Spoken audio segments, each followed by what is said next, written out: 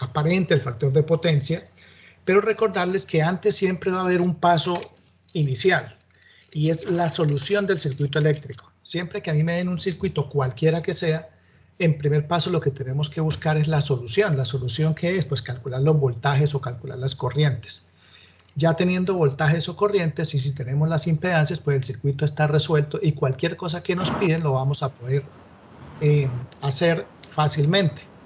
Entonces siempre por favor tengan en cuenta que habrá un primer paso que es la solución del circuito.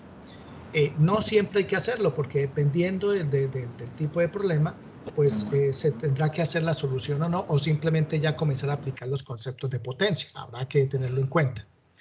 Bien, lo segundo es que vamos a trabajar siempre en valores RMS o valores eficaces. Entonces no lo olviden.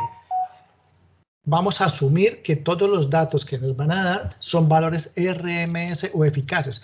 Por lo tanto, no vamos a especificar, no vamos a decirlo claramente, no vamos a indicarlo que son valores RMS. Simplemente no se indica porque se asume que todos son valores RMS o eficaces. Si en un momento dado se especifica algo, sería para cuando sean valores máximos. Y en ese caso, recuerden, pues los convertimos los valores de máximo a RMS dividiendo sobre raíz de 2. Bien, lo tercero que ya habíamos visto era el concepto de la potencia real o potencia promedio o potencia activa. Esa potencia, pues como la vemos en este momento acá en la diapositiva, va a ser igual a voltaje por corriente por el coseno de teta B menos teta I.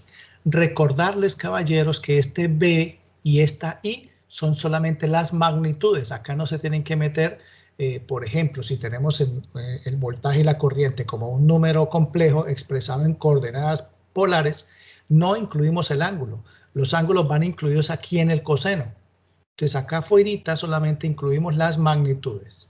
Y dijimos entonces que esa potencia es igual a voltaje por corriente por el coseno de teta B menos teta I.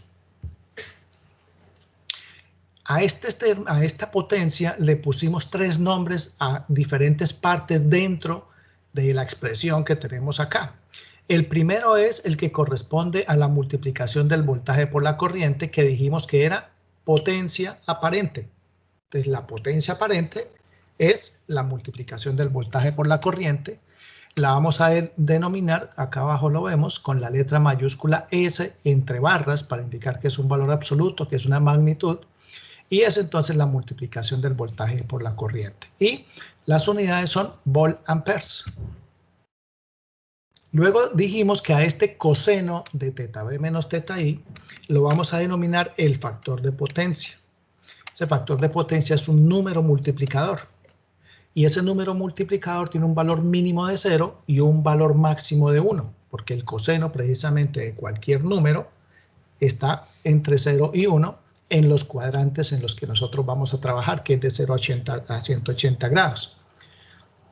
O más bien de menos 90 a de menos 180 a más 180 grados, que es el rango en el que vamos a trabajar.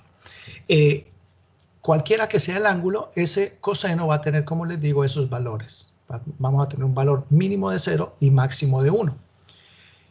Luego también habíamos dicho que dentro del coseno, a esa diferencia de los dos ángulos, al ángulo teta B menos el ángulo teta I, también le podemos poner un nombre y ese ángulo lo podemos llamar ángulo del factor de potencia. Normalmente lo llamamos con una letra griega diferente a teta, pero en este caso podría ser la letra griega phi, como la tenemos acá. Entonces phi es teta B menos teta I y es un ángulo. Ese ángulo es importante el signo. Ese ángulo, si el ángulo es positivo, es porque la carga estará en adelanto, mientras que si la resta de esos dos ángulos, siempre teta B menos teta I, si esa resta nos va a dar negativa, es porque hay un adelanto. Y por lo tanto el factor de potencia se dice que está en adelanto también, lógicamente. Entonces, ahí hay información que es importante que la tengamos en cuenta, que la entendamos muy bien para que no vayamos a cometer equivocaciones. Todo esto que le escribí aquí es un resumen. En el material anterior pues está más completo, está más explicado. Y acá simplemente era como un pequeño resumen de esa parte de atrás. Y ahora viene entonces el concepto de la potencia compleja.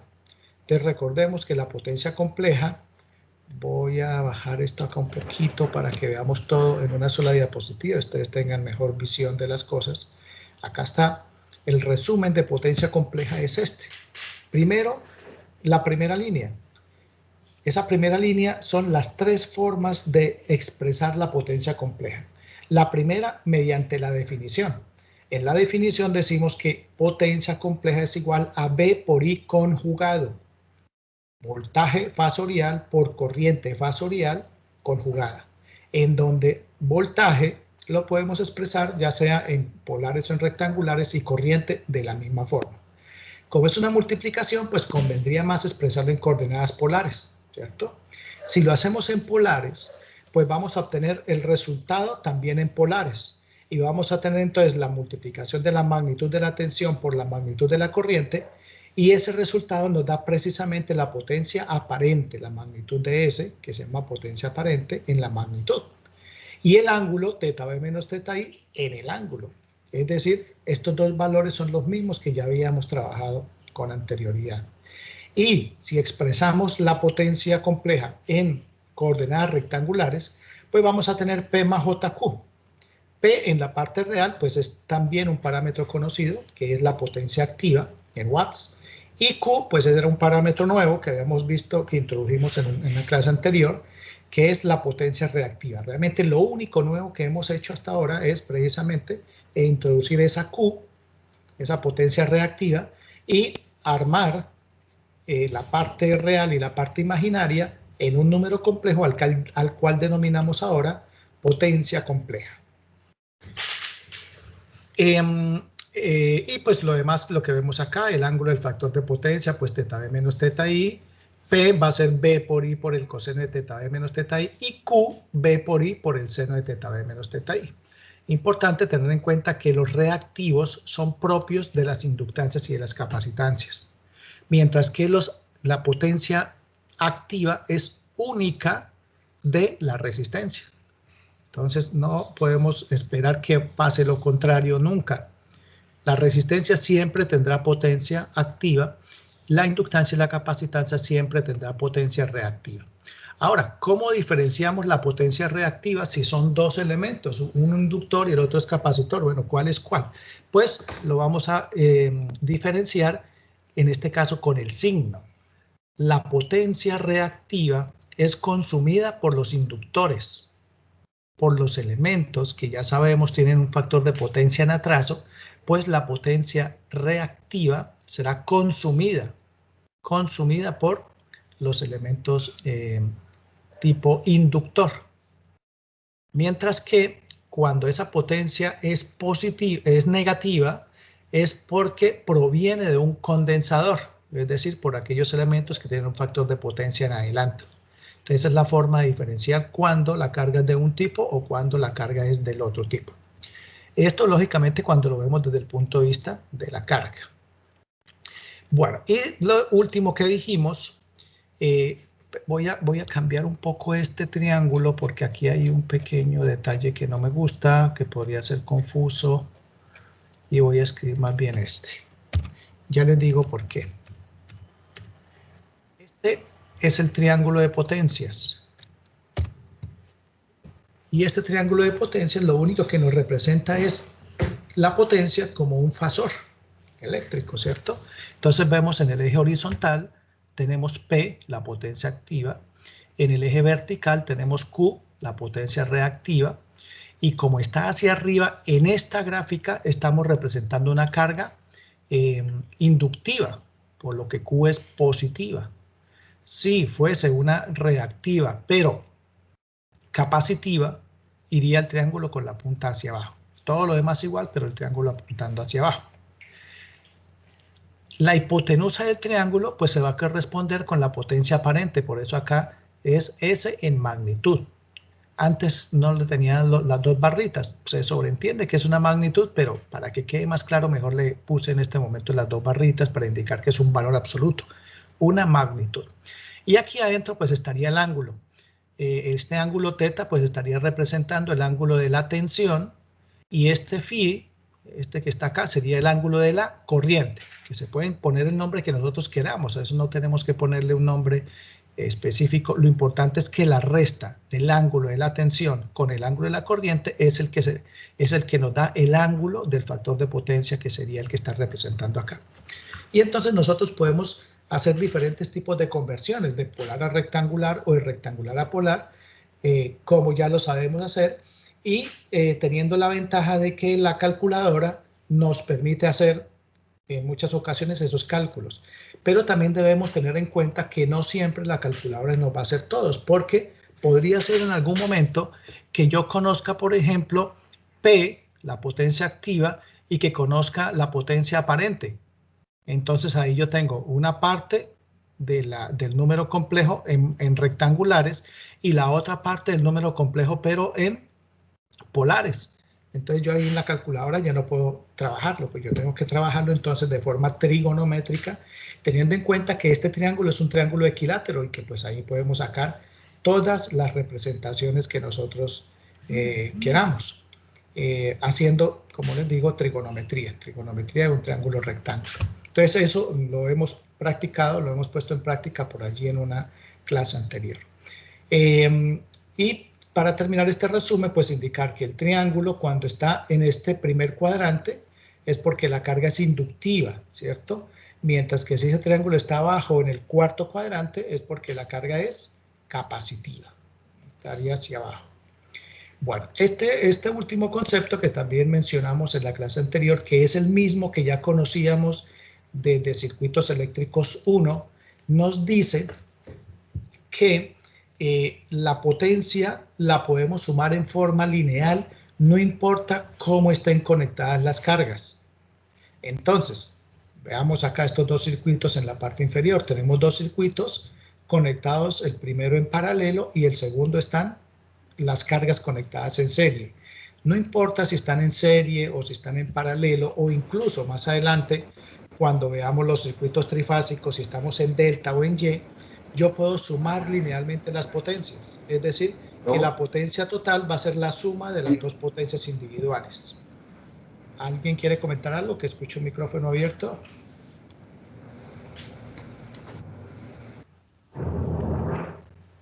Ok. Bueno, entonces habíamos dicho que la potencia total va a ser simplemente la suma de las dos potencias individuales. Esto nos ayuda también a hacer cálculos rápidos en muchas ocasiones. Así como esto se cumple para la potencia compleja, pues se tiene que cumplir también para la potencia activa y también para la potencia reactiva por aparte, porque yo puedo sacar real con real e imaginario con imaginario. Entonces yo puedo decir que la potencia activa total va a ser P1 más P2 y la potencia reactiva total va a ser Q1 más Q2. Eso es válido para la potencia compleja, para la potencia activa y para la potencia reactiva, pero no es válido para la potencia aparente. Para esta, la que denominamos con el valor absoluto. Esto no se puede hacer porque no podríamos sumar las hipotenusas de un triángulo. Lo que podemos sumar son los catetos adyacentes o los catetos opuestos que se corresponden con la parte real o con la parte imaginaria, pero no podemos hacer eso con las hipotenusas, excepto si estuvieran bajo el mismo ángulo. Si el ángulo fuese igual, pues sí, ahí sí lo pudiéramos sumar, porque teniendo la misma dirección estarían en forma paralela una sobre la otra. Pero como es un caso muy hipotético y muy particular, que se prestaría solamente cuando el ángulo sea igual, cuando sea el ángulo, por ejemplo, de 45 grados, y eso no sucede siempre, entonces lo mejor es decir que nunca podemos hacer la suma de las magnitudes de las potencias complejas en forma lineal. Bien, entonces, pues habíamos ya estudiado dos ejercicios, uno en el que teníamos un circuito en serie y el otro en el que teníamos un circuito en paralelo. Este que hicimos en la clase anterior, cuando el circuito está en paralelo, pues observen que en todos los casos nos dan potencia y factor de potencia. Nos dan potencia activa y factor de potencia. En esos casos, si nosotros conocemos P, ¿cierto? y con el factor de potencia conocemos el ángulo, pues la idea es tratar de determinar la potencia compleja total, la potencia compleja de cada una de las cargas. Entonces, pues acá lo que hicimos en primera instancia fue tratar de calcular todos los parámetros para que viéramos que se podían calcular todos a partir solamente de dos. Es decir, si conozco P y conozco el ángulo, por ejemplo, ¿cómo podemos calcular Q? Pues Q, como está en el cateto opuesto del ángulo, pues entonces podemos hacer que ese ángulo relacionado con la tangente, es decir, que la tangente del ángulo va a ser cateto opuesto sobre cateto adyacente. Entonces de ahí podemos despejar el valor de Q. Y una vez tengamos el valor de Q calculado, podemos entonces elevar cada uno de los dos componentes P al cuadrado y Q al cuadrado, y si le sacamos la raíz cuadrada, pues obtendríamos la potencia aparente. Y con eso miren que entonces tenemos la expresión de la potencia en cualquiera de las formas que nosotros queramos, ya sea en polar o en rectangular, ¿sí? Entonces esta parte lo hicimos en la clase anterior así, más que todo para practicar, pero no tenemos que hacerlo así siempre. Ya voy. Entonces, solamente con que la expresemos la potencia en rectangulares o en polares, con eso ya tenemos, porque después lo podemos hacer en la calculadora para obtener los recíprocos. Sí, señor, cuénteme, ¿lo escucho? Ese ejercicio no lo hicimos. No, sí, ese fue el que trabajamos en la clase de ayer. Apenas llegamos hasta cuando la potencia aparente no es igual a la suma de las potencias. Y de ahí se acabó la clase. Pero este ejercicio sí lo hicimos, este anterior. Ah, sí, no, tampoco. Sí, claro. Y ayer lo vimos, este lo resolvimos ayer, pues lo planteamos, lo explicamos. Tuvimos clase o antier, profe. Ah, perdón, antier, sí, antier. Pero esta fue la clase de antier. Sí, por favor revisen y me confirman los compañeros, porque estoy seguro, acá tengo mis apuntes que con ustedes este ejemplo lo hicimos y dejamos este de tarea.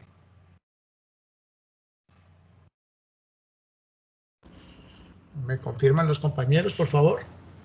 No, profe, ese no, es el anterior. Por eso, o sea, este sí. Tampoco, el No. otro. El otro. ¿Este sí fue el que trabajamos?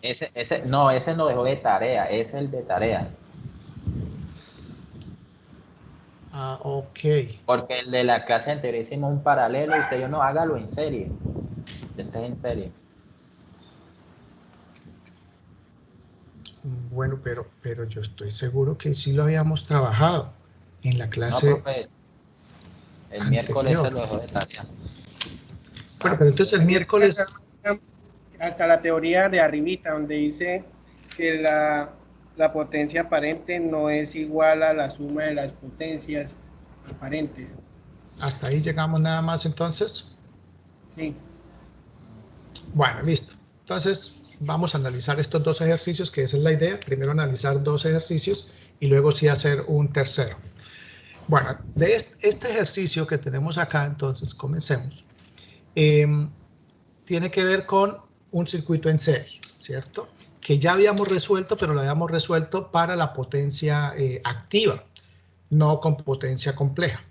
En este ejercicio nos están pidiendo, observen, calcular la potencia compleja de la fuente y la potencia activa y la potencia reactiva en los elementos pasivos del circuito, ¿sí? Entonces, primero, como dijimos, hay que resolver el circuito. ¿Cómo se resuelve el circuito? Pues el circuito se resuelve, como es un circuito en serie, pues calculando la corriente del circuito.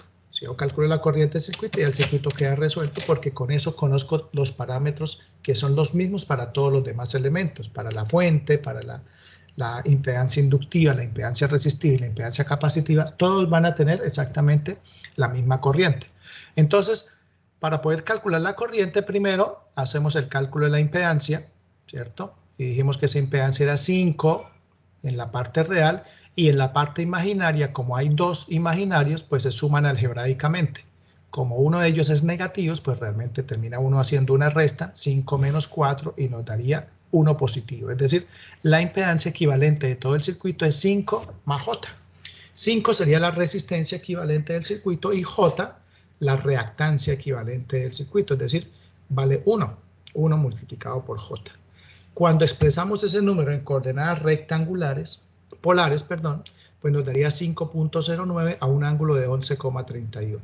Con ese valor calculamos la corriente. ¿Cómo calculamos la corriente? Pues por ley de Ohm, B sobre I, ¿cierto? B sobre I, y eso nos daría entonces 100 a un ángulo de 0 sobre 5 más J, lo cual nos termina dando este resultado que tenemos por acá. 19.23 con un ángulo, menos J 3.85. Y la magnitud de la corriente, pues 19.61 y el ángulo de menos 11.31. Acá es importante mirar que esa corriente, como ya les dije hace un momento, es la misma para todos los elementos del circuito. Por lo tanto, en este momento ya quedaría el circuito resuelto. Y ya podemos entonces, a partir de ese resultado, pues contestar lo que nosotros queramos o lo que nos estén pidiendo. Por ejemplo, nos piden la potencia compleja. Bueno, pues calculémosla. ¿Cómo dijimos que se calcula potencia compleja? Potencia compleja es B por I conjugado. B por I conjugado. B, en este caso B, ténganlo muy en cuenta, es el fasor B. O sea, tiene en polares o en rectangulares, pero todo completo. Y lo mismo para la I. Por eso acá cuando escribimos 100 a un ángulo de 0, pues ese es todo el fasor en polares de la tensión. Y este 19.61 a un ángulo de 11.31 es todo el fasor de la corriente. Pero si ustedes observan, la corriente aquí ya cambió de signo en el ángulo. Acá era negativo, acá quedó positivo. ¿Por qué? Porque el conjugado precisamente lo que nos indica es que debemos hacer el cambio de signo. Cambiarle el signo al ángulo y entonces cambia de negativo, que estaba antes, a positivo. Luego hacemos la multiplicación de los números complejos y eso pues nos da 1961 a un ángulo de 11.31. ¿Qué es 1961? Dijimos entonces que era la magnitud de la potencia compleja y que la magnitud de la potencia compleja es en realidad la potencia aparente, lo que llamamos la potencia aparente, el B por I. El ángulo, pues es el ángulo del factor de potencia, en este caso 11.31, que observen ese ángulo es exactamente el mismo ángulo de la impedancia. Y entonces también hemos dicho que la impedancia es la que le impone a la carga las cosas, los parámetros con los que tiene que trabajar, ¿sí? En este caso, el mismo ángulo que tiene la impedancia es el que asume inmediatamente la fuente, y lo vemos acá en la potencia compleja. Cuando pasamos esa potencia a rectangulares, pues nos da 1922.9 más J 384.6. Eso también recordemos que es en volt amperes, la potencia compleja. Y vamos a tener en cuenta entonces, si analizamos este resultado, que el primero es la parte real. ¿Qué es esa parte real de la potencia compleja? Pues es lo que llamamos la potencia. ¿Perdón? No sé, qué pena, por favor. Yo veo que su merced, por ejemplo, hay en el resultado del que tiene sombreado de la frecuencia aparente, ahí tienen los dos resultados, las dos magnitudes, rectangular y en polares. O sea, ¿es necesario mantener las dos o por el hecho de las operaciones o hay que resolverlo con las dos? Pues depende de lo que nos estén pidiendo. No necesariamente tenemos que expresarlo en ambas formas. Lo estoy haciendo acá porque para que nosotros interpretemos qué son los resultados que estamos obteniendo, ¿sí? Y por eso es importante hacerlo. Miren que aquí en la magnitud, ¿qué es? Potencia aparente. ¿Qué es este ángulo? Ángulo del factor de potencia. Mientras que en la parte de la expresión en coordenadas rectangulares tenemos en la parte real la potencia activa y en esta la potencia reactiva, ¿sí? Entonces, la verdad, con que tengamos en una sola de las dos coordenadas, con eso basta. Pero para que entendamos qué es lo que estamos haciendo e interpretemos ambas formas, pues por eso lo estoy expresando de ambas formas, tanto polar como rectangular, ¿sí? Entonces, por eso acá en la parte de abajo, pues está explicado qué es cada parte. ¿Sí, señor? Qué pena ahí, en el tema del conjugado, ¿va a cambiar el signo siempre, independiente del signo que esté, o en este caso se cambió porque estaba negativo? Es decir, se multiplica por -1 el ángulo cuando estamos en coordenadas polares. Se le cambia el signo. Pero por eso, entonces, conjugado cambia el signo independiente del signo que tenga. Sí, claro. Eso Listo, es. profe. Si el signo es positivo, pues lo ponemos negativo. Si el signo es negativo, pues lo ponemos positivo. Es como multiplicarlo por -1. ¿Sí? Listo, profe, muchas gracias. Ok. Bueno, eso cuando estamos en coordenadas polares, ¿no? Porque cuando estamos en coordenadas rectangulares,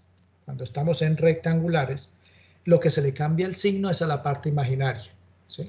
Es lo mismo, pero la parte imaginaria. En este caso, pues estamos con coordenadas polares y lo que se le cambia el signo es a la parte del ángulo, de la potencia, al ángulo de la corriente.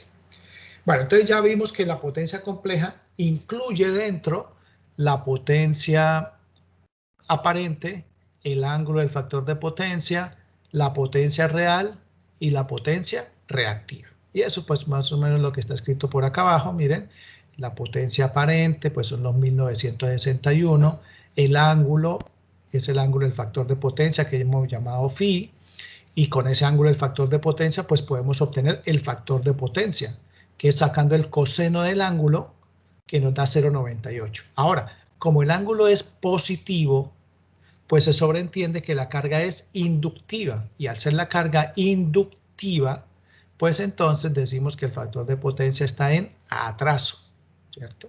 Y siempre hay que colocar el tipo de factor de potencia que se obtenga. En la parte real dijimos que teníamos la potencia activa y en la parte imaginaria la potencia reactiva.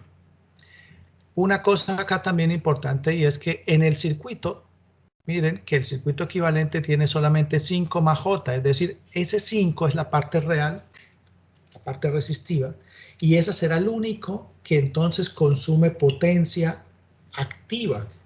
Eso significa que esta P que acabamos de encontrar por aquí, esta potencia activa P de 1922.93, pues precisamente se corresponde con la resistencia. Entonces ya no tengo que calcularla, la calculamos en la fuente, pero esa es la misma que tiene que consumir la resistencia. Vuelvo y le repito, la fuente entrega lo que le pidan. La resistencia por lado de ella pide 1922.93 watts. Pues la fuente tiene que entregar exactamente eso. No puede entregar ni más ni puede entregar menos. Ahora, los reactivos son de 384.6, pero entonces también hemos dicho, bueno, ¿y quién es esa potencia reactiva? ¿Esa es la del inductor o la del capacitor? Pues esa realmente es la potencia reactiva total que entrega la fuente, pero no es la del inductor ni la del capacitor, sino la combinación de ellos dos. Entre ambos van a pedir esa cantidad, 384.6, pero lo que queremos es calcular cuánto pide cada uno en forma individual. Tenemos que hacerlo. ¿Cuánta potencia reactiva pide cada una? Pues entonces procedemos a hacer el cálculo de la potencia reactiva como lo tenemos acá.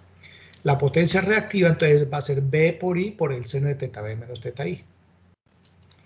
Necesitamos entonces el voltaje, la corriente, el ángulo de la tensión y el ángulo de la corriente en cada elemento en el que nosotros queremos calcular la potencia reactiva. Si lo queremos calcular en esta impedancia inductiva, esta que tenemos acá que vale J5, en esa impedancia tengo que calcular tanto el voltaje como la corriente. No conozco por ahora la tensión, pero lo que sí conozco es la corriente. Por ley de Ohm, entonces, ¿qué decimos nosotros? Pues corriente multiplicado por impedancia tiene que ser igual al voltaje de esa impedancia. Y entonces es lo que estamos haciendo acá. Miren, nos procedemos a hacer el cálculo del voltaje, que es I por ZL. ¿Quién es esa I? Pues la corriente de todo el circuito que ya calculamos anteriormente, que es 1961 a un ángulo de menos 1131. Acá lo tenemos. Por la impedancia pues vimos que era J5. Hacemos el cálculo y lo que obtuvimos fue que este elemento consume entonces, tiene una tensión de 98.05 a un ángulo de 78.69 voltios. Ya conociendo la tensión, ahora sí podemos calcular la potencia reactiva, haciendo B por I por el seno de teta B menos teta I. Pues acá está. ¿Quién es B? 9805, la magnitud, ojo, la magnitud solamente de la tensión, por la magnitud de la corriente, 1961, por el seno del ángulo de la tensión, que el seno del ángulo de la tensión son 7869. Perdón, el ángulo de la tensión son 7869.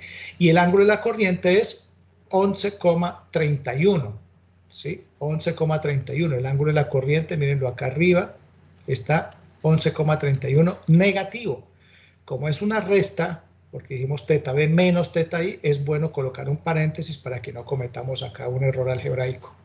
Y eso nos daría entonces 1922.76 volt-amperes. Perdón, volt-amperes reactivos, ¿cierto? Bares. Eso es lo que consume el inductor. Miren que el inductor es 1922, pero mire que la fuente está entregando solamente 384.6. La fuente entrega única y exclusivamente 384, entrega muchísimo menos de lo que el inductor consume. Entonces nos preguntamos, bueno, ¿y de dónde salió el resto que el inductor tuvo que haber consumido? La diferencia entre esos 1922 y esos 384. Pues esa diferencia es lo que entrega, lo que genera el condensador. Vamos a demostrar que es el condensador el que se encarga entonces de producir esa energía reactiva. ¿Cómo hacemos para calcular esa energía reactiva? Pues calculando primero el voltaje del condensador. El voltaje del condensador va a ser corriente por impedancia. La corriente, la misma corriente del circuito, porque es un circuito serie y todos tienen la misma corriente, por la impedancia que vale menos J4. Ese resultado entonces finalmente nos da que es 78.44 a un ángulo de menos 101.31 volts. Con eso podemos calcular la potencia reactiva del condensador, que sería voltaje por corriente por el seno de teta B menos teta I. Voltaje 78.44, corriente 19.61, el ángulo de la tensión menos 101.31, acá arriba lo teníamos, mírenlo, teta B, ¿cierto? Menos teta I, pero teta I como es negativo, entonces menos 11,31. Al hacer esa operación, miren que nos da perfectamente negativo el resultado, menos 1538.2 bares, 1538.2 bares. Miren entonces las diferencias, ¿no? La fuente entrega 384, el inductor consume 1922 y nuestro condensador produce 1538. Entonces, ¿qué es lo que está sucediendo? Que que entrega 1538, toda esa potencia reactiva se la consume directamente el inductor. Pero como él necesita un poquito más, pues la fuente entrega lo que le hace falta, los 384.6 bares. Entonces, ténganlo por favor muy en cuenta, los condensadores siempre van a entregar energía reactiva a un circuito eléctrico. Y tenerlos dentro del circuito eléctrico es ventajoso en el sentido en que yo no tengo que comprarle o no tengo que pedirle a la fuente esa energía reactiva. Simplemente está ahí en el condensador. Y con eso entonces logro que lo que le tenga que comprar a la electrificadora, en este caso a la fuente, pues sea menor, que hayan ahorros poniendo esos condensadores. Bien, y eso entonces es ese ejemplo que quería que analizáramos. Una pregunta. Entonces, señor. Esto, y mirándolo en términos de gráficas, eso que pone energía reactiva como tal el condensador, ¿modifica como tal la onda? No es que modifique la onda. No modifica la onda. Acá realmente, si lo queremos ver en el dominio del tiempo como tal, lo único que hace es que la onda tuviese un desfase muy diferente si solamente estuviera el inductor, ¿sí? Estuviese bastante atrasada y el ángulo sería bastante grande en atraso. Al estar el condensador, lo que hace es que la onda no esté tan atrasada. La onda de tensión la onda de corriente con respecto a la onda de tensión. El desfase va a ser más pequeño. Y entre más pequeño sea, pues la potencia, los reactivos van a disminuir. Lo que tiene que consumir o lo que tiene que producir la fuente va a ser más poquito, como en este caso, apenas 384 y no 1000 y pico o casi 2000, que es lo que consume el inductor. Entonces sí, en el dominio del tiempo básicamente en lo que veríamos es que el desfase, ese ángulo de fase, va a ser menor. Si no estuviese el condensador, las ondas estarían mucho más desfasadas. Y eso implicaría que la fuente tiene que entregar más reactivos. O sea que lo que hace en últimas es corrección del desfase de la onda nada más. Esa es la principal aplicación que tienen los condensadores y que más adelante la vamos a explotar, ¿sí? Precisamente, los condensadores cuando los coloco dentro de un circuito en forma de que queden combinados con el resto de la carga, generan reactivos, es decir, yo cocino mis propios reactivos ahí en la empresa y se los entrego a las demás cargas, por lo tanto no se los tengo que comprar al electrificador. Y entonces la cuenta me va a llegar a mí más barata. El truco está en saber, bueno, ¿y cuál es la cantidad de condensadores que tengo que colocar? ¿Cómo lo voy a poner? ¿En serie, en paralelo? ¿Sí? Y lógicamente eso también tiene todo su circuito de control. Es decir, no es solamente poner un condensador ahí como tal. Normalmente lo que se coloca es un tablero completo en donde hay varios elementos que hacen el control. Es decir, que son como interruptores que se hacen a través de contactores para que se conecten o se desconecten ciertos condensadores de tal manera que la cantidad de reactivos que se vayan a generar sean muy cercanos a la cantidad de reactivos que consuman los demás elementos inductivos de nuestra empresa o de nuestra instalación eléctrica, ¿sí? De todo esto trabajaremos en una clase completa aprendiendo a hacer corrección del factor de potencia. ¿Alguna otra pregunta?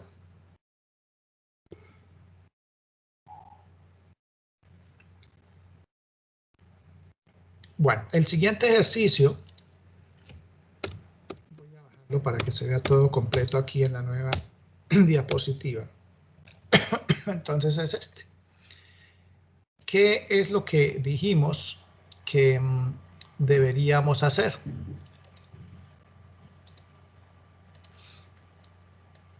Miremos primero los datos. Ojo, a mí no me tienen por qué dar este circuito, ¿sí?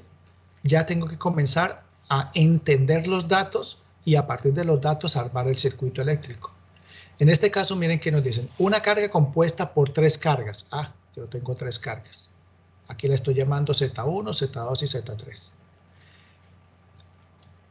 Z3. Están conectadas en paralelo. Ahí lo vemos.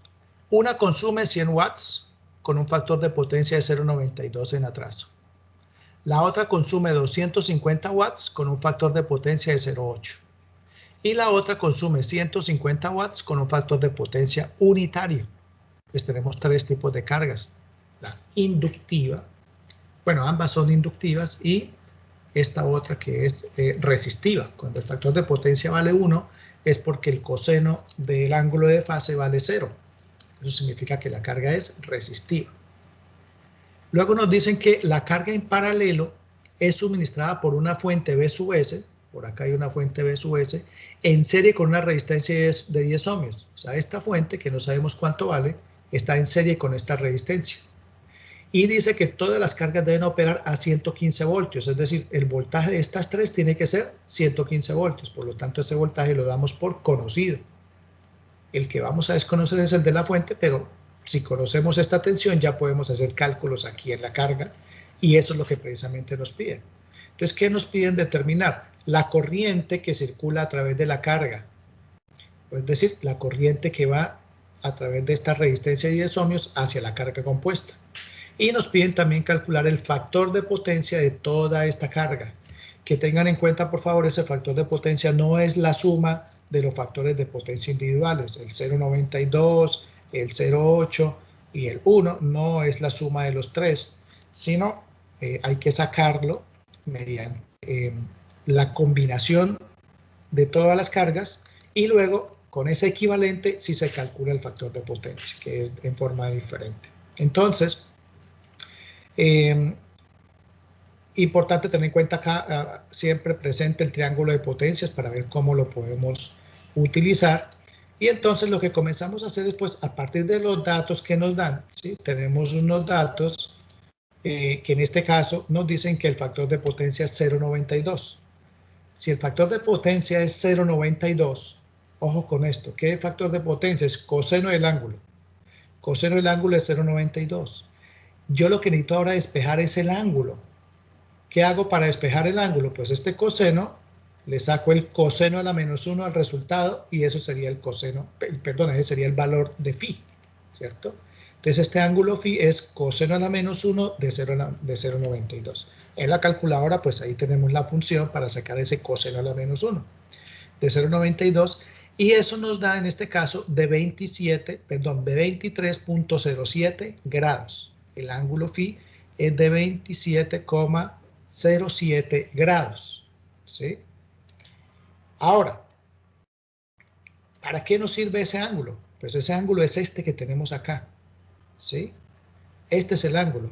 ¿Y qué conocemos? Conocemos P, pero mire que tenemos una componente en la parte real, una componente en el ángulo. La idea es que yo obtenga la potencia compleja de todo el sistema. Y para la potencia compleja necesito P y Q o necesito magnitud de S y ángulo. En este momento tengo es una y una. Entonces la idea es que obtengamos otro de los parámetros que describen ese circuito.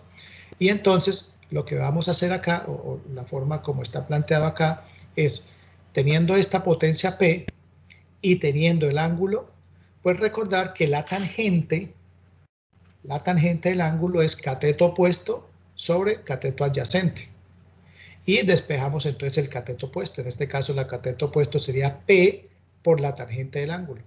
Acá lo tenemos. P por la tangente del ángulo va a ser igual a P, que vale 100, y la tangente de 2307, que valdría 42.6 bares. 46.6 bares. Entonces, miren que ya tendríamos Q. Si nosotros queremos, ya podemos escribir la potencia compleja. La potencia compleja sería 100 más J 42.6. Y listo.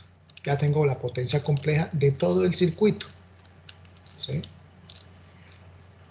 Ahora, si yo quiero trigonométricamente hablando obtener algunos otros valores, pues lo puedo seguir haciendo en forma trigonométrica, como por ejemplo obtener la magnitud de la potencia compleja, que es la hipotenusa, teniendo en cuenta los dos catetos que ya conocemos, P y Q, es decir, 100 y 42.6.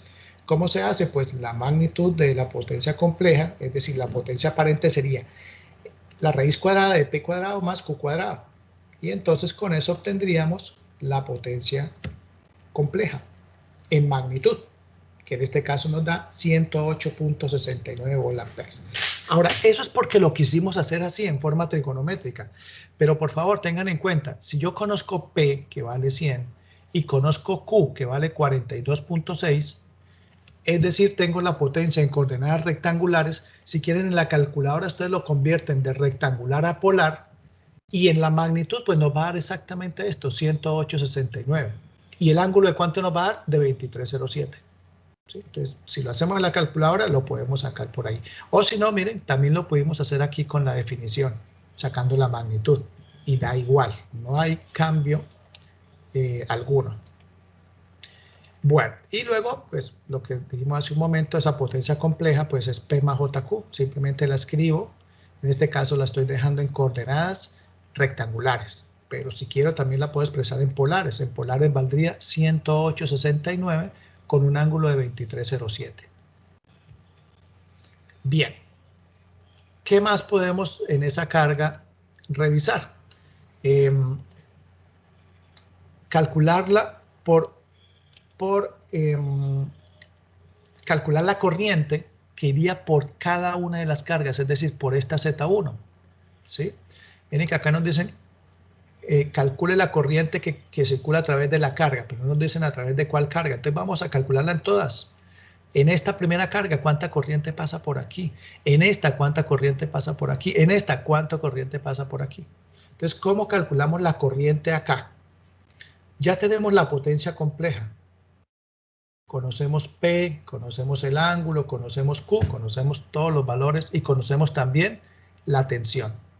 Pues entonces nosotros podríamos calcular la corriente a partir de la potencia aparente. ¿Por qué? Porque la potencia aparente va a ser la multiplicación del voltaje por la corriente. Si yo despejo la corriente, Pues la corriente va a ser potencia aparente sobre voltaje. Y la potencia aparente nos dio 108.69. Dividimos entre el voltaje, que son 115, nos da 0.94. ¿Qué significa? Que por acá, por Z1, va a pasar una corriente cuya magnitud es de 0.94 amperes. Pero con eso solamente hemos conocido la magnitud, no conocemos todavía el ángulo. Hay que hacerlo. ¿Cómo sabemos el ángulo? Pues el ángulo, si tenemos que es phi, que es teta b menos teta i, pues yo puedo hacer la siguiente igualdad. El ángulo phi sabemos que es de 23.07. 23.07. Y eso tiene que ser al ángulo de la tensión, que vale 0. Mírenlo, acá está. El ángulo de la tensión vale 0. Menos el ángulo de la corriente, que es el que desconozco. Pero miren que esto es una ecuación que podemos despejar fácilmente y despejar el ángulo teta i. Pues teta i nos va a dar que es menos 23,07 grados. Y con eso completo la corriente en magnitud y en ángulo. La corriente entonces valdría 0,94 a un ángulo de menos 23,07. Y ya tendría la corriente de esa carga combinada que tenemos ahí. Entonces miren que a mí me pueden dar valores ahora ya no solamente con impedancias, como hacíamos antes, sino ahora me pueden dar a mí datos trabajándolos con potencias.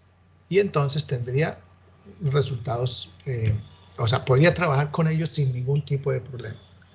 Ya de aquí para adelante, pues se repite el asunto. Para la carga 2, resulta que la potencia son 250 watts y el factor de potencia es 0,8.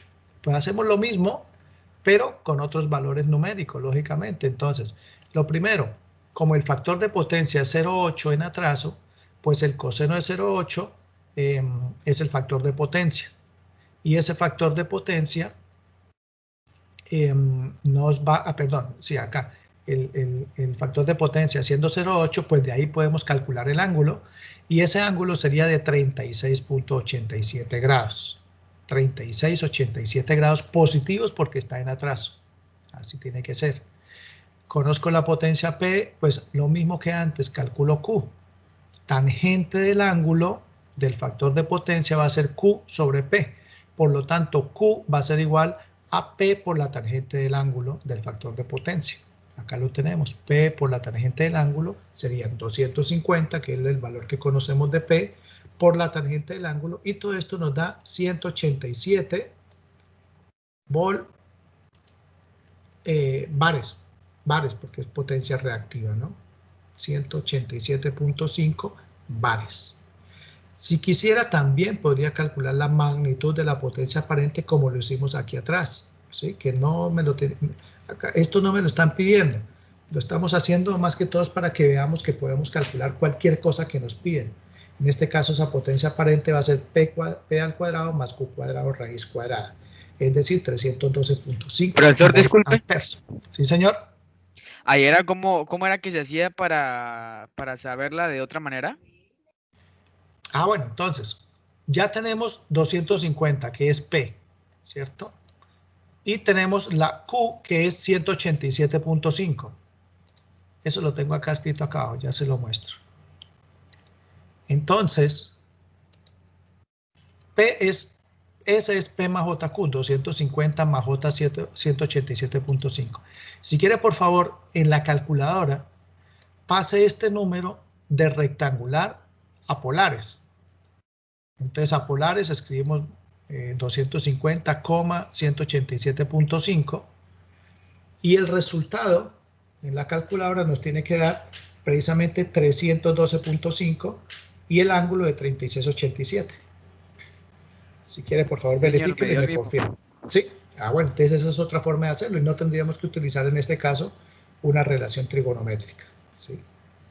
Pero sí al menos una a veces tenemos que utilizar cuando nos dan una parte en polares y la otra parte en rectangulares. O sea, ahí la calculadora no me puede hacer la conversión. Tengo que tratar primero de calcular uno y después sí poder utilizar la calculadora si se quiere. Bueno, luego acá entonces, ¿qué estamos haciendo? Vamos a calcular la corriente por la carga 2. Pues la corriente por la carga 2 la vamos a poder despejar en magnitud de la potencia aparente. Despejamos la corriente, nos da la potencia aparente sobre el voltaje. Entonces el valor, pues lo tenemos por acá y nos daría 2,72 amperes. Ya tenemos entonces ese valor. ¿Qué nos falta? El ángulo de la corriente, ¿cierto? Porque aquí apenas la corriente es de 2,72 en magnitud. ¿Y cuál sería el ángulo? Pues el ángulo, pues ya conocemos el ángulo de desfase. Y el ángulo de la tensión sabemos que es 0, pues de ahí podemos calcular el ángulo de la corriente propiamente dicha, la cual nos da de menos 36,87. Ese ángulo de la corriente cuando el ángulo de la tensión es 0, siempre que el ángulo de la tensión sea 0, el ángulo de la corriente tiene que ser negativo, porque está en atraso. Y al estar en atraso va a estar por debajo del eje, es decir, va a estar en el cuarto cuadrante. Entonces por eso nos da menos 36,87. Bien, y para la carga resistiva, que es esta, pues algo muy parecido. Algo muy parecido, tenemos que volver casi que a repetir la cosa. Entonces, el factor de potencia vale 1, pues sacamos el ángulo. ¿Cómo lo sacamos? Con el coseno a la menos 1. Si quieren, ustedes lo pueden hacer en la calculadora. Coseno a la menos 1 de 1 nos da 0, es decir, que el ángulo es 0. El ángulo de fase es 0. La potencia nos dicen que vale 150 watts. Calculamos entonces Q. Q va a ser P por la tangente del ángulo. Pero resulta que como el ángulo es 0, la tangente vale 0 y significa que Q vale 0. Y así tiene que ser. Porque si tenemos solamente una resistencia, dado que el factor de potencia es 1, solamente habrá resistencia. Y la resistencia solamente va a consumir potencia activa. No puede consumir potencia reactiva. Por lo tanto, Q tiene que valer 0. Entonces está bien que nos haya dado 0. Aquí, si quisiéramos calcular la potencia aparente, pues lo mismo, P cuadrado más Q cuadrado, 150 volamperes. Y la potencia compleja en este caso, pues es P más JQ. P que vale 150, Q que vale 0, pues nos dan los mismos 150. Pero como estamos hablando ahora de potencia compleja, pues las unidades son volamperes. La corriente, lo mismo que en los dos casos anteriores, despejamos la corriente de la potencia aparente. 150 sobre 115, pues nos da 1,3 amperes. ¿Y cuál sería el ángulo? Si el ángulo de fase es 0 y el ángulo de la tensión es 0, pues el ángulo de la corriente tiene que ser 0. Eso también lo podemos explicar recordando que en una resistencia el ángulo de la tensión y el ángulo de la corriente tienen que ser iguales. Y si el ángulo de la tensión vale 0, pues el ángulo de la corriente también tiene que ser igual, tiene que ser 0. Si ustedes se dan cuenta, hemos logrado calcular las 3 corrientes de las 3 cargas. Si a mí me piden la corriente total de la carga por aquí, pues ¿a qué va a ser igual? La corriente que entra a este nodo tiene que ser igual a las corrientes que salen. Es una ley de corriente, ¿cierto? Entonces, observen, acá la tenemos planteada. La corriente total va a ser igual a I1 más I2 más I3, es decir, las corrientes en las cargas 1, 2 y 3. Y hacemos la suma algebraica con números complejos, claro está. Y esa corriente entonces nos da este valor que tenemos acá, de 4,78 a un ángulo de menos 24,74 amperes. También me preguntan en el enunciado que debemos calcular el factor de potencia. Pues bueno, el factor de potencia entonces yo lo voy a calcular teniendo en cuenta, primero que todo, que el ángulo de desfase va a ser θb menos θi. θb es el ángulo de la tensión que vale 0 y el ángulo de la corriente total nos dio de menos 24,74. Al hacer la resta, pues nos va a dar que el ángulo es de 24,74.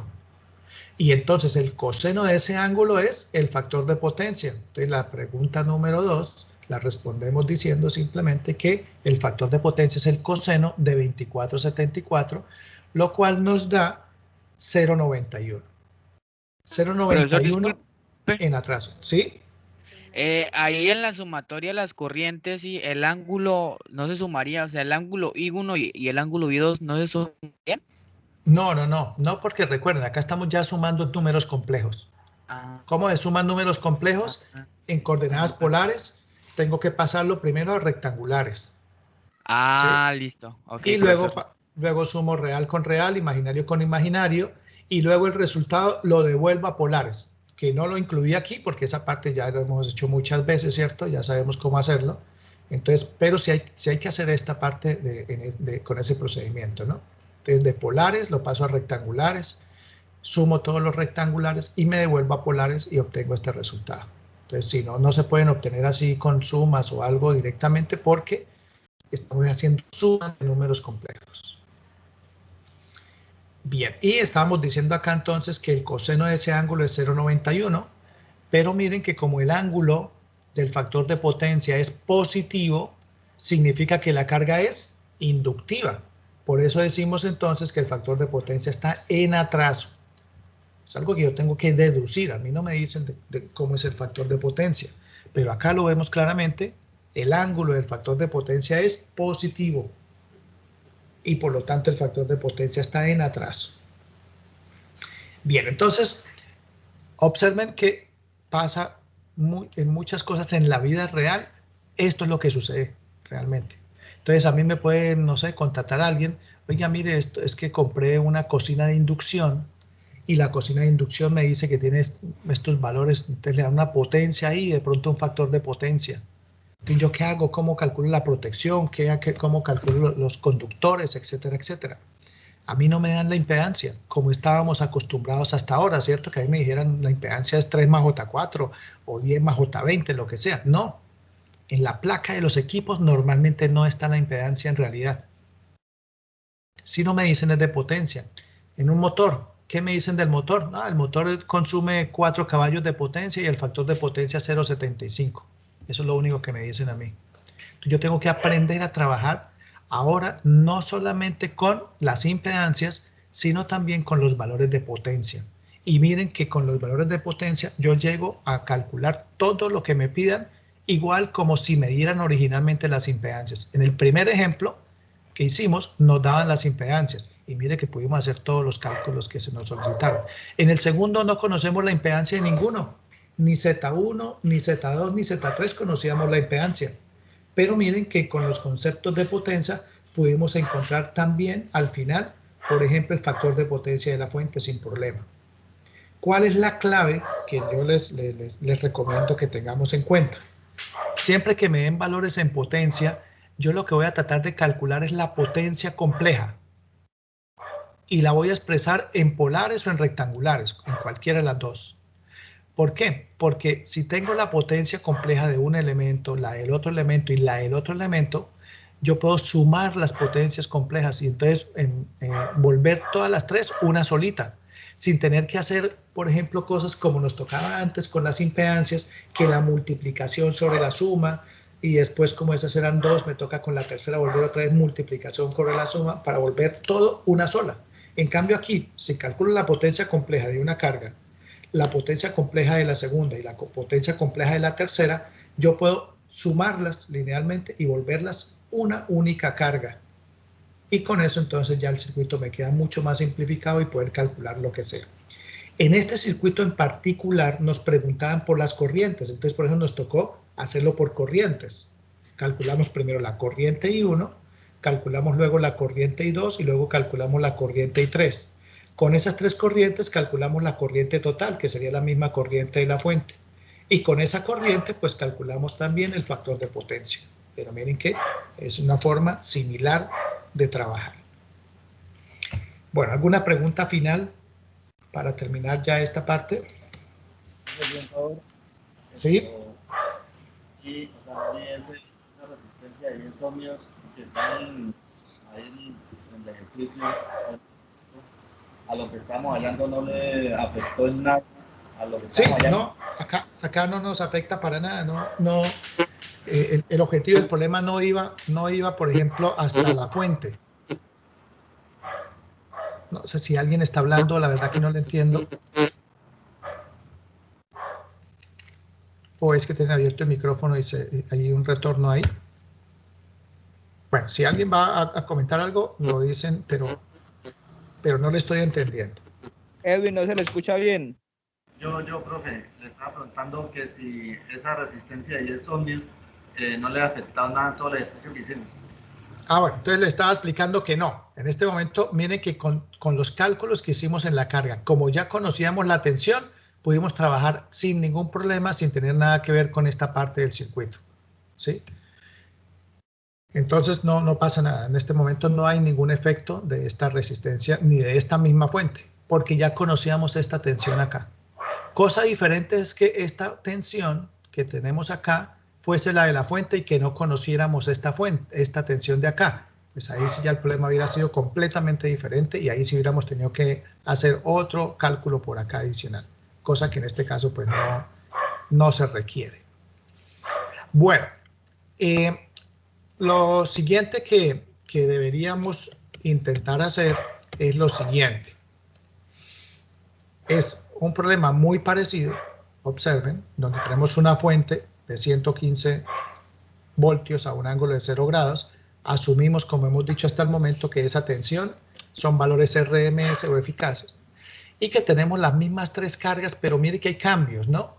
La primera carga, lo que conocemos son 100 volt-amperes, es decir, lo que conocemos es la magnitud de la potencia compleja, es decir, la potencia aparente, la conocemos. Y conocemos el factor de potencia. En la segunda carga conocemos 250 bares, es decir, lo que conocemos es Q y el factor de potencia.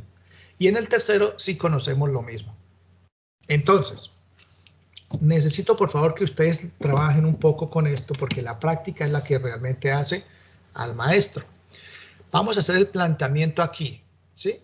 No voy a escribir nada en el desarrollo, vamos a hacer el planteamiento, pero la idea es, hacemos el planteamiento y en los últimos 15 minutos cada quien allá en su casa resuelve el problema completo, ¿sí? Puede ser que se gasten un poquito más, entonces la próxima clase apenas lleguemos, lo que hacemos es la corrección, ¿sí? La verificación, la solución de las dudas que haya. Entonces vamos a hacer el planteamiento de este problema. Miren acá, primero que todo voy a traerme el triángulo para que veamos de qué estamos hablando.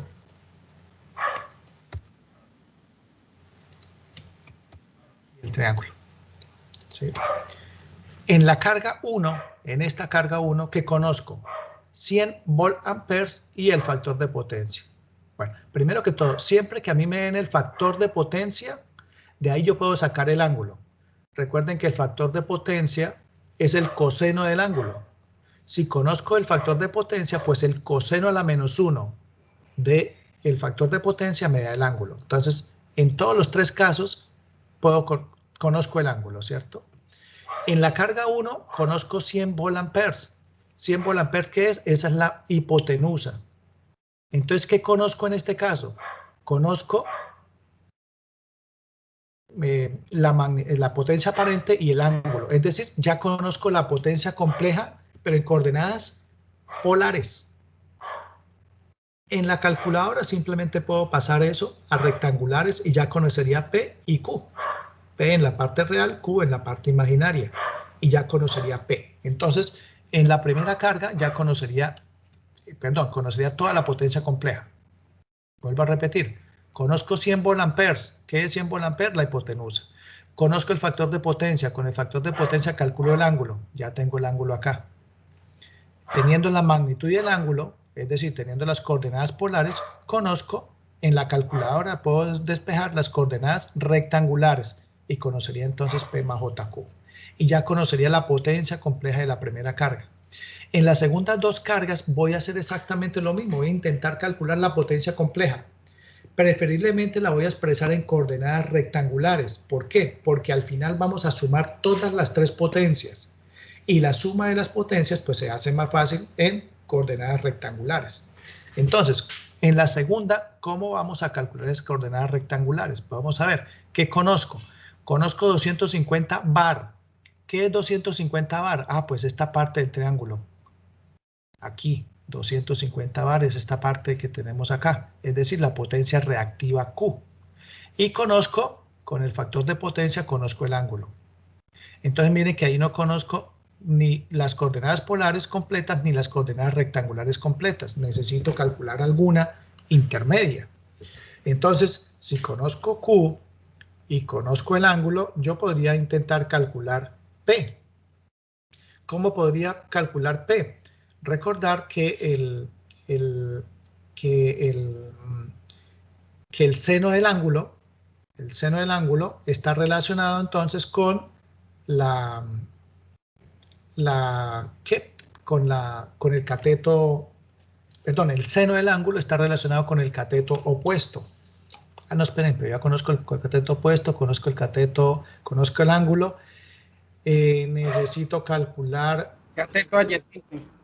el cateto adyacente, y ese cateto adyacente, a ver que ya me estoy aquí. ¿Perdón? No, el ángulo. El ángulo lo conozco el ángulo y conozco el cateto opuesto. Entonces, este cateto adyacente lo puedo calcular con la tangente, ¿cierto? La tangente del ángulo es cateto opuesto sobre cateto adyacente. Despejo el cateto adyacente, que es P, y ya tengo entonces el valor de P. Por lo tanto, tendría la potencia compleja ya, porque tendría P más JQ en la carga 2. ¿Sí? Y para la carga 3, conocemos P y conocemos el factor de potencia, pero como el factor de potencia es unitario, significa que Q vale 0. Por lo tanto, la potencia compleja de la tercera carga simplemente va a ser los 150, pero ahora no en unidades de watts, sino en unidades de volt-amperes. Teniendo la S compleja de la primera carga y la segunda y de la tercera, nosotros sabemos que la potencia compleja se puede sumar. Entonces calculo la potencia compleja del primero, la del segundo, la del tercero, y eso me da la potencia compleja total del circuito. Con la potencia compleja total y teniendo el voltaje, pues de ahí despejo la corriente. Esa corriente la puedo despejar de dos formas. Hay dos formas para poder despejar la corriente. La primera es recordando que la potencia compleja, voy a subir un poquito a la ecuación para que la vean y sepan de qué estamos hablando. Aquí.